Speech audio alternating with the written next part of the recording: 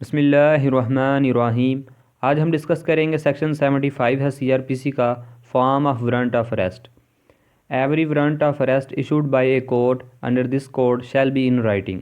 यानी जो भी वारंट इशू किया जाएगा कोर्ट की जानिब से वो रिटन फॉर्म में होगा, signed by the presiding officer.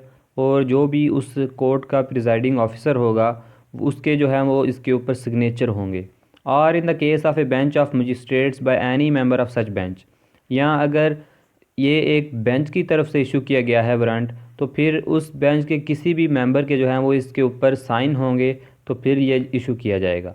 And shall bear the seal of the court, और इसके ऊपर जो है वो कोर्ट की सील यानी कोर्ट की जो है वो मोहर लगाई जाएगी। Continuous of warrant of arrest, यानी वारंट ऑफ अरेस्ट जो है वो कब तक जो है वो कंटिन्यू रहेंगे।